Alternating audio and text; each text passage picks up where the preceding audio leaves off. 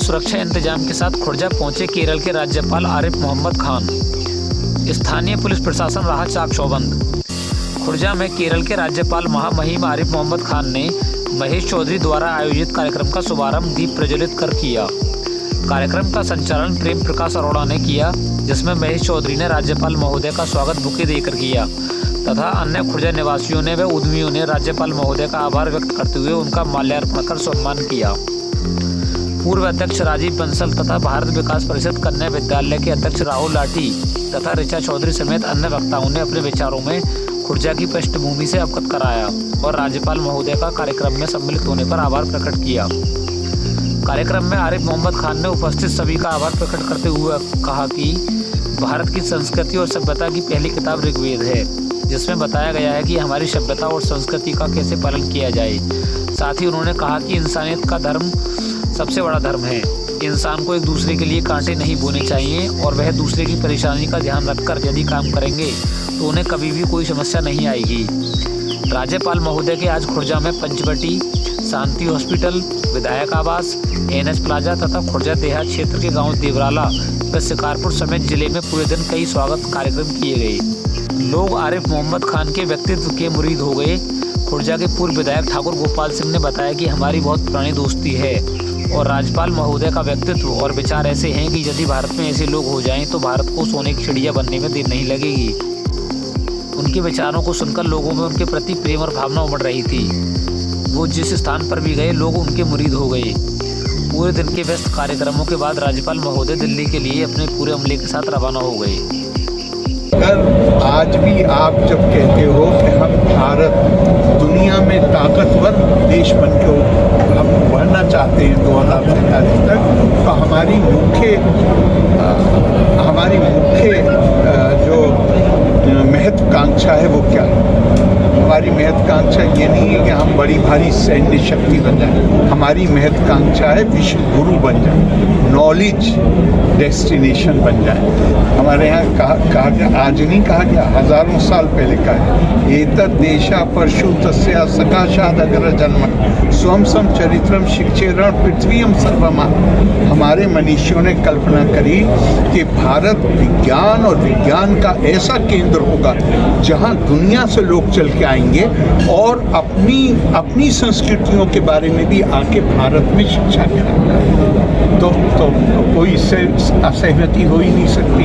और अगर कोई गलत हुआ है कुछ, तो मुझे पूरा विश्वास है कि जो जिम्मेदार लोग हैं वो उसको न सिर्फ उसके खिलाफ कार्रवाई करेंगे बल्कि उसको सुधारने का काम करेंगे ताकि भविष्य में ऐसा कुछ भी ना हो सके। सर, एक और मेरा क्वेश्चन था, जिस तरीके से अभी तोड़ने की कोशिश की जा रही है, खासकर जम्मू कश्मीर में श्रद्धालुओं पर आतंकी हमले हो रहे हैं, और अभी आपने कहा था कि भारत एक ऐसा देश है जहाँ सब संपन्न है, सब, इस पर क्या कहना है सर? जो आतंकवादी गतिविधियाँ तेज हो गई। हम आतंकवादी पता नहीं क्यों मुझे उस पर आप बता रहे हैं, मुझे तो मैं मानता हूँ, लेकिन हम तो पिछले आज कितना 80 से आतंकवाद का शिकार है।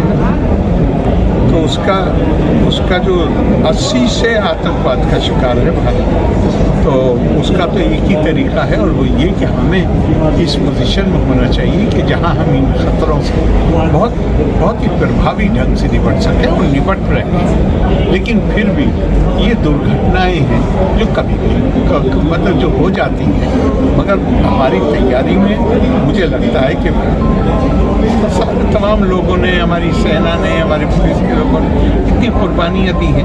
तो और कभी कभी ऐसा भी होता है कि जब ऐसे लोगों को लगता है कि अब उनके लिए बहुत स्कोप नहीं रहा है, तो वो बिल्कुल एक डेयर डेविल का काम करते हैं। तो मुझे वही लग रहा है कि अब ये बहुत लंबा नहीं चल सकता। एक और जैसे अभी सर पुनः दोबारा आतंकवाद चालू हो गया है, अभी अयोध्या के मंदिर को भी लश्कर-ए-तोयबा ने उड़ाने की धमकी दी है। ये ऐसी धमकियों को बहुत ज़्यादा पब्लिसिटी नहीं देनी चाहिए। आज आपके यहाँ केरल के राज्यपाल महामहिम आरिफ मोहम्मद खान आए, तो किस लिए आए थे, क्या कार्यक्रम था आपके यहाँ? 71 से दोस्ती है। जब ये अलीगढ़ यूनिवर्सिटी के जनरल सेक्रेटरी थे, तब से ही जब एक स्टूडेंट कॉन्फ्रेंस हुई थी अलीगढ़ में, उसमें मुलाकात हुई थी और इन्होंने बताया कि मैं बुलंदशहर का रहने वाला हूँ भाई, तो तब से ही आज तक जब मैं एमएलए का चुनाव लड़ा, जब भी इन्होंने हमारी मदद की और इतने मोहब्बत करते हैं। और केवल मतलब आज का जो प्रोग्राम है ये तो केवल चाय पीने के लिए आए थे, इसका कोई मकसद नहीं था। और उनके आने से हमें बड़ी प्रसन्नता हुई। हमारे दोस्त त्यागी जी आरिफ भाई के बहुत खास दोस्त थे। हम दोनों के आज के नहीं, बहुत दिन के बहुत गहरे संबंध है। एक बार त्यागी जी का एक्सीडेंट हो गया था तो वो राम मनोहर लोहिया हॉस्पिटल में रात के 12 बजे एज ए मंत्री आई और डॉक्टरों को तभी बुलाया और इलाज कराया। तो इतने बेहतरीन आदमी हैं कि इनका कोई जवाब नहीं। और योग्यता में वो गीता के बारे में, रामायण के बारे में, बाइबल के बारे में, कुरान के बारे में इतना ज्ञान है, मैंने दूसरा आदमी हिंदुस्तान के अंदर देखा नहीं। और सबसे बड़ी बात यह है कि ये हमारे गुरु जो अवधेशानंद गिरी जी हैं, जो जूड़ा अखाड़े के आचार्य हैं, उनके भी ये परम शिष्य हैं। और उनको अपने बेटे के निकाह में बुलाया और स्टेज पर बैठाया और पूरी हिंदुस्तान के माने हुए मुसलमानों का मतलब एक समूह था, उसके अंदर अपनी पुत्र वधू पे और बेटे पे निकाह के बाद पैर छुड़वाए कि गुरु जी के पैर छूइए। तो इनके अंदर जबकि मुसलमान पैर छूने को बहुत बुरा मानता है, लेकिन इनके अंदर हिंदू मुसलमान या किसी भी तरह का भेदभाव नहीं है। मैं ये कहता हूं कि ऐसा इंसान दुनिया में कभी कभी आता है। मैं तो इनसे बेहद प्रभावित हूं।